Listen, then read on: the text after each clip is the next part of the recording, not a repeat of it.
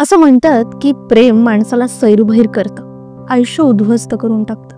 पण असं नाहीये, कारण प्रेमाला कुठल्याच एका डेफिनेशन मध्ये आपल्याला फिट बसवता येत नाही. त्याचे अनेक पैलू आहेत.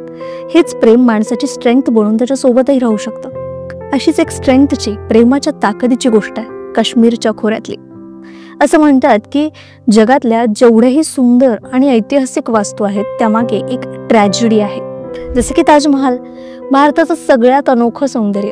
अशी वास्तू पुन्हा तयार केली जाऊ नये म्हणूनच ताजमहाल बनवणाऱ्या कारागिरांचे हात शहाजहानने कलम केले होते असं म्हणतात. डोळ्यांचं पारणं फेडणारं जगातलं हे सौंदर्य. अशा खूप सुंदर गोष्टी आहेत जगात. त्यापैकीच एक म्हणजे आपल्या भारतातलं काश्मीरचं खोरं. बर्फाने वेढलेले पर्वत, आकाशातून कोसळणारे बर्फ, धबधबे, दऱ्याखोऱ्यातून वाहणाऱ्या नद्या, हिरवीगार जंगलं आणि तिथं उमलणारी ट्युलिपची फुलं. ते तर विचारायलाच नको. ट्युलिपच्या या फुलांसारखीच एक प्रेम कहाणी सुद्धा काश्मीरच्या खोऱ्यात उमलत होती. काश्मीरच्या खोऱ्यातली ही सगळ्यात सुंदर अशी प्रेम कहाणी आहे. ऐकायची आहे? सांगते. 16वं शतक होतं. याच शतकात एक चमत्कार झाला. पृथ्वीवरती चंद्र अवतरला. म्हणजे चंद्रालाही कॉम्प्लेक्स यावा अशी एक सुंदर मुलगी काश्मीरच्या खोऱ्यात जन्माला आली होती, जिचं नाव होतं झून. झून म्हणजेच काश्मीरच्या भाषेत चंद्र. चंद्रा इतकी सुंदर दिसायची. काश्मीरच्या मुलींचं सौंदर्य काही वेगळं सांगायला नकोय, पण झूनच्या चेहऱ्यावरचा नूर मात्र काही औरच होता. सोनेरी रंगाचे केस, गुलाबी ओठ, घारे डोळे आणि गोरा पान रंग. कुणीही तासन तास तिच्याकडे पाहतच राहावं. त्यामुळेच तर तिचं नाव झून होतं. तिचा जन्मही अशाच ठिकाणी झाला होता की त्या ठिकाणाचं नाव सुद्धा चंद्रहार म्हणजे चंद्रावरूनच होतं. सौंदर्याचं भरभरून लेणं घेऊन चंद्रावरून उतरून एखादी तरुणी खाली पृथ्वीवर यावी, अगदी तशीच होती झून. पण ती एका गरीब शेतकरी कुटुंबात वाढली. लहानगी झून वडिलांसोबत शेतात जायची, कामं करायची. कामं करून करून झूनचं हे सौंदर्य निथळून जाऊ नये म्हणून अगदी 15व्या वर्षीच आई वडिलांनी तिचं लग्न लावलं. खरं तर झून जितकी दिसायला सुंदर होती तितकीच ती हुशार सुद्धा होती. 5व्या वर्षी झूनने अख्खं कुराण शिकून घेतलं होतं. एका मशिदीसमोर ती रोज उभं राहायची. तिची उत्सुकता बघून तिथल्या मौलवीने तिला एकदा बोलवलं आणि अरबी आणि फारसी भाषा शिकवल्या. याच फारसी भाषेत ती कविता सुद्धा करायला लागली होती. तेव्हा तिचं वय अगदी जेमतेम म्हणजे कोवळच होतं. काश्मीरचं सौंदर्य तिच्या कवितेत अजून खुलून येत होतं. झून रोज चिनारच्या झाडाखाली बसून कविता करायची. काश्मीरमध्ये चिनारचे खूप झाड आहेत. हळूहळू तिनं फारसी मधलं संगीत सुद्धा शिकून घेतलं. मग त्या कवितांना चाल लावून ती त्या कवितांचं गाणं करून म्हणायला लागली. सगळी कामं सोडून झून निर्धास्तपणे त्या झाडाखाली बसून गाणी म्हणायची. तिच्या आईला मात्र अजिबात आवडत नव्हतं, कारण तेव्हा मुलींना शिकवलं जात नव्हतं आणि दुसरं म्हणजे मुली अशा बाहेर फिरत नव्हत्या. झूनला मात्र कशाचीही तमा नसायची. वाऱ्यावर स्वार होऊन ती बागडायची. तिच्या गोड आवाजाने काश्मीरच्या खोऱ्यात एक अशी वेगळीच धुंदी चढायची. लोक तिचं गाणं ऐकण्यासाठी तिच्या भोवती गोळा व्हायचे. हा सगळा प्रकार झूनच्या आईला मात्र अजिबात आवडत नव्हता. तिने झूनच्या इच्छेविरुद्ध तिचं लग्न लावून दिलं, तेही एका निरक्षर व्यक्तीशी, ज्याला काहीही येत नव्हतं. झूनने लग्न तर केलं, पण कविता करणं काही ती सोडू शकली नाही. ती कविता करतच राहिली, पण तिच्या नवऱ्यालाही ते आवडत नव्हतं. तो तिला सतत घरात डांबून ठेवायचा, पण झून काही त्याचं ऐकायची नाही. मर्जीविरुद्ध जगणं तिला कधी पटलंच नव्हतं. रोज दोघात भांडणं व्हायची, खटके उडायचे. शेवटी कंटाळून झून त्याच्यापासून वेगळी झाली. नवऱ्याशी घटस्फोट घेऊन ती पुन्हा तिच्या माहेरी म्हणजेच चंद्रहारला आली. यावेळी झून पूर्णपणे बदलली होती. तिच्या शब्दांना धार चढली होती. तिच्या कवितेतला सगळा रोमॅन्टिसिझम संपला होता. शब्दाला एक रिबेलियस असा टोन आला होता. झूनला न पटणाऱ्या साऱ्याच गोष्टींवर मग ती लिहू लागली. तिचे शब्द धारदार झाले. राजकीय, सामाजिक सगळ्या विषयातल्या चुकीच्या गोष्टींवर ती ताशेरे ओढायला लागली. पण तिच्या त्याच गोड आवाजात पुन्हा एकदा त्या विद्रोही कवितांचं सुद्धा गाणं व्हायचं. तेवढं प्रेमच तिच्यात भरलेलं होतं.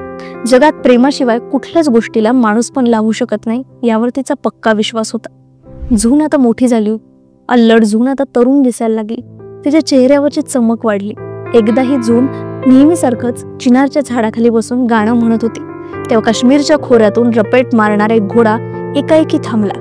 त्या घोड्यावर बसलेला होता काश्मीरचा राजकुमार युसुफ शाह चक. राजबिंडा, देखणा, त्याच्या पांढऱ्या शुभ्र घोड्यावरून तो खाली उतरला.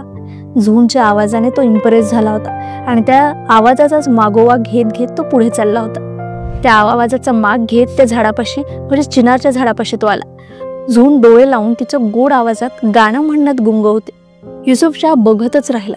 काश्मीरमध्ये एवढी सुंदर मुलगी त्याने आजवर पाहिली नव्हती. तिचं गाणं, त्या गाण्यातले शब्द, तिचा आवाज आणि अर्थात चंद्रालाही लाजवेल असं तिचं सौंदर्य. काश्मीरचा तो राजकुमार पाहता क्षणी झूनच्या प्रेमात पडला.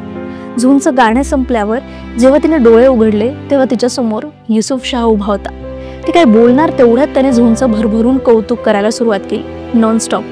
झून ऐकतच राहिली. आजवर तिच्या कवितेचं कुणीही इतकं कौतुक केलं नव्हतं. तिच्या कविता कुणी समजू शकत होतं. पण काश्मीरच्या या राजकुमाराने झूनची प्रतिभा हेरली होती. तिला काय म्हणायचंय हे सारं त्याला कळत होतं. झून भारावून गेली.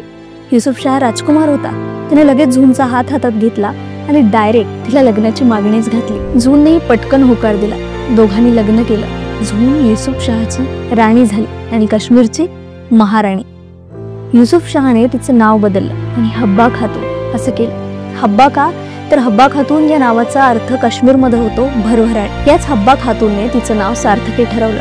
तसं तर युसुफ शाहला अनेक राण्या होत्या, पण हब्बा खातून मात्र त्याच्यासाठी जास्त खास होती, महत्वाची होती. तिच्या बोल्ड स्वभावामुळे युसुफ शाहला तिला प्रत्येक निर्णयात सहभागी करून घ्यायला आवडत होतं. कायम पडद्याच्या आड राहणाऱ्या राण्याच्या काळात हब्बा मात्र युसुफ शाहच्या बरोबरीने काश्मीरचं राज्य चालवत होती. दोघांनी सोबत मिळून अनेक नवीन बदल घडवले, जमेल तितके. जुन्या प्रथा मोडल्या. मॉडर्न विचारांची ही काश्मीरची राज्यकर्ती होती. सगळं करत असताना हब्बा खातून आपल्यातल्या झूनला अजूनही विसरली नव्हती. युसुफ शाहला रिकाम्या वेळेत ती कविता ऐकवायची. त्यांच्या दरबारात हब्बा खातूनच्या अशा कितीतरी कवितेच्या मैफिली व्हायच्या.